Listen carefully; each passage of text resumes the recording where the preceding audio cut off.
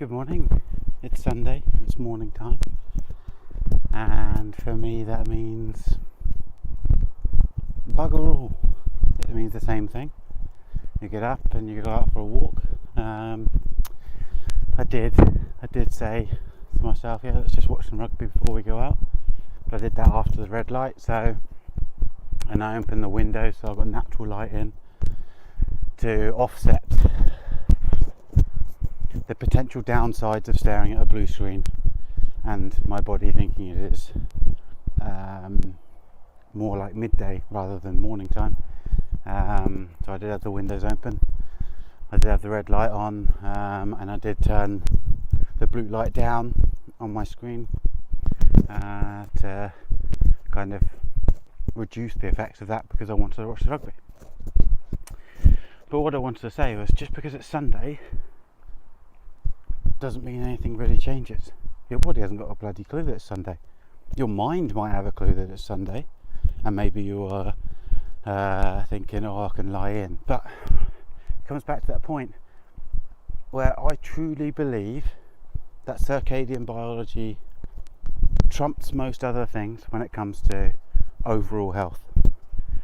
And therefore, if you are someone that needs extra sleep on a Sunday and lies in, doesn't get daylight any day of the week, but Sunday you stay in bed and you just laze around, how do you feel the rest of the day?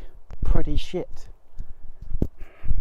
And so if you're someone that needs extra sleep on a Sunday, then for some reason your sleep pattern is not healthy for the rest of the week. As simple as that. Now, there could be a huge amount of reasons as to why your sleep pattern isn't healthy in the rest of the week. It could be because you're a new parent. It could be because you have a job. Now, the new parent one, we can't get around that, and we have to deal with it. We have to make the most of it. And it's very easy to have a sweeping statement about what you can do, but the fact is everybody's different. If you've got one kid, it will be different to if you've got two young kids with two separate sleep patterns, and therefore your way out of it will be different to someone that has 3 kids or 1 kid or no kids. And so it's very difficult for me to say, right, this is what you do in that sense. But you've got to understand that it is having a physical and psychological toll on your body. And so I say again, if you are someone that needs extra sleep on a Sunday, then that is a big indicator that something is wrong the rest of the week. That is a big indicator that your mitochondrial function is not where it should be. That is a big indicator that your health is not where it should be or could be. Now, why don't a lot of people talk about it? Why don't a lot of people know about it? Because if you look at a lot of the kind of state budgets for research, then what you find is that 95% of research budgets are towards kind of nucleic acid or genetic testing, genetic research, etc. And very, very little is to do with mitochondrial research. Even though, if you look at the leading mitochondrial researchers, they will say that mitochondrial dysfunction or mitochondrial abnormalities play a part in 70 to 80% of all diseases. Of all chronic diseases, mitochondrial dysfunction or abnormality plays a part. And what is one key way that we can minimize mitochondrial dysfunction or abnormality? Appropriate circadian biology. Wow. So when I talk about this with people, it kind of, because no one talks about it, it's not in the media, it's not glamorous, and the only thing that you tend to hear is very much a food-centric, exercise-centric, because exercise has a valid point in improving mitochondrial function. But if you do that exercise without appropriate sleep, then how do you get the mitochondria to be repaired? How do you repair the oxidative damage from the day? You don't. And therefore you might have the best mitochondria in the entire world, but they never get repaired because you need the sleep in order to repair them. So I feel actually that on this little thing I'm going down a rabbit hole, but it's just to get you to understand that circadian biology is humongously important and needs to be the bedrock, the absolute bedrock of your healthy living plan. And I don't mince my words there at all. Bedrock, absolute foundation. Because without it, it's like trying to run with your legs tied together. You're not going to reach your potential without understanding how important circadian biology is. And by that I mean getting light in the morning, like now, getting rid of blue light and artificial light and too much light in the evenings, getting up and going to bed at roughly the same time every day. Because if you think about it, let's think about let's think about the broad range of systems. So hormonal profile directly impacted by sleep, lack of sleep, etc., etc. So hormonal. Metabolic profile directly impacted by sleep or lack of sleep. Mood directly impacted by sleep or lack of sleep. Blood sugar control directly impacted by sleep or lack of sleep. Cognitive ability directly impacted by sleep or lack of sleep. Are you starting to see the pattern here? Until you make circadian biology one of the bedrocks, if not the bedrock, you will always be leaving certain gains, certain improvements, certain elements behind.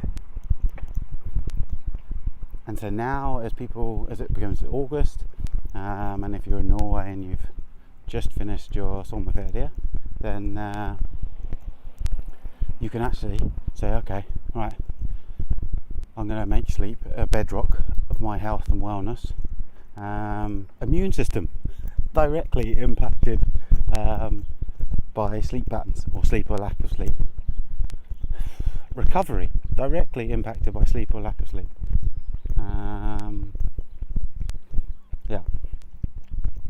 Ability to learn new your learning ability is directly impacted by sleep or lack of sleep. And that's another thing I say to people that have got young kids, and understanding the role that routine plays, and the role that keeping a nice routine and getting your kids to bed early is vitally important if you want them to succeed, if you want them to learn, if you want them to grow, if you want their mood to be stabilised. Because I've said this before, if you read some of the research by a guy called Matthew Walker in America, he's got some great research on kids. He talks about some great research. I'm not sure if it's actually his. I think some of it is.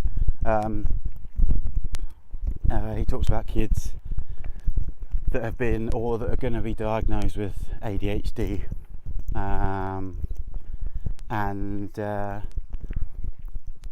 what they did was they sorted out the sleep patterns of those kids, and a lot of the kids no longer had symptoms of ADHD because they sorted out the sleep pattern of the kids. Now, I'm not saying that is true for everybody, absolutely not, but it is something to be aware of, both as an adult and for your kids, that sleep is so important for every aspect of your health and well-being.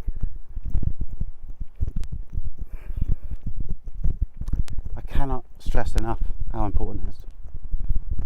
So remember that, and if you are thinking about going out, I know it's a grey day, it's still brighter outside than it is inside your house, so it's still optimal for you to go outside and allow that those specific wavelengths of light to penetrate your eyes, and start the process of melatonin production, as it were, not directly but indirectly, this morning, so you sleep better tonight, go to bed at a reasonable hour, and then tomorrow when you wake up, feel how good you feel, or sense how good you feel. And then once you start sensing it, you will go, oh my god, I cannot go back to that. I've been living suboptimally, as it were. And I sure, like, we live in this society where we are chronically sleep deprived. You know, like the saying, I'll sleep when I'm dead. Well, chances are you'll be making that time sooner rather than later if you keep missing out on sleep. Yeah, so we live in this, we're the only species of animal that voluntarily deprive ourselves of sleep. And you have to think, on a purely evolutionary basis, sleep is when we're at our most vulnerable, right? We are pretty much, we are, for all intents and purposes, dead to the world. Alright, so we are highly vulnerable, we were highly vulnerable, we're not anymore. If sleep wasn't absolutely 100% crucial, you wouldn't have to do it. And you wouldn't have to do it for like a third of your day every day. Just think about that next time you are thinking of depriving yourself sleep. If sleep wasn't absolutely 100% essential, then evolution would have got rid of it. Have a great day. Enjoy whatever it is. Smile, laugh, be happy.